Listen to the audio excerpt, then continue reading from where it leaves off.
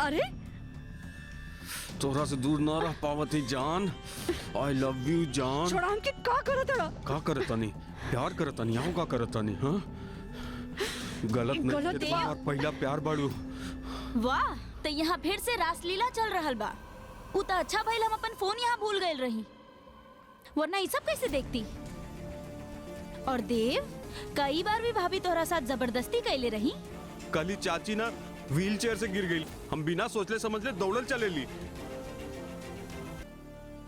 और फिर ऐनी तई वापस दौड़त चलैला और ऐते भाभी के बाह में भर लेला। संजना हम यहाँ पे आई नहीं, हम इनका कहनी की तो व्हील चेयर पे बैठल बाड़ी सही, तो कहली व्हील चेयर पे बैठल बाड़ी तभी गिरा देता नहीं ना। ई चलते हम इनका पकड़नी, और अगर हमरा ये सब करे के रहित तो हम दरवाजा ना बंद करती। संजना ये फिर से झूठ बोला था। हर बात झूठ हम ही बोलीला। इनका देखा, चाची भी ये बोलल चाहतड़ी।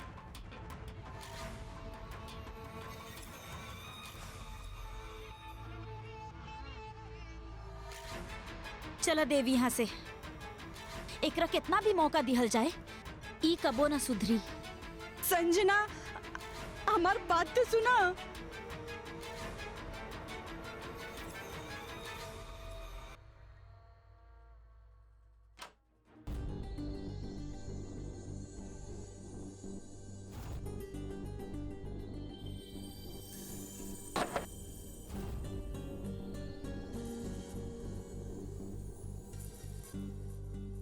ये बाहर ताला लगा के गई हरी तू? वो आज फिर आयल रहे। हम का करी? भैया एकर बात में मत अइहा, ई बहुत चालू बिया।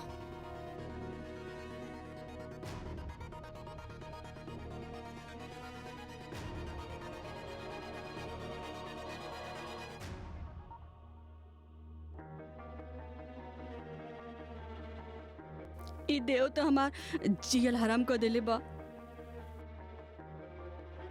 भैया ई फिर से झूठ बोल रहल बिया।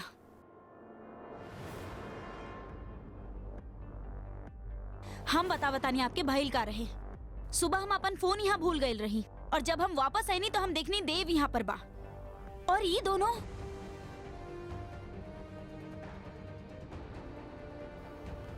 एकरा के तो हम बाद में देख ले, लेकिन वो देव घर में आयल कैसे? जब ओकरा साफ मना कर रहने की जब तक ओकरा ना बुलाई वो घर में ना आई। वो माँ के गिरे के बाद सुन के आयल रहे भैया। ठीक बा, मान लेनी तो चाची के भी तो साथ लेके आ सकत रहे ना। हम एकरा से निपट क्या होता नहीं।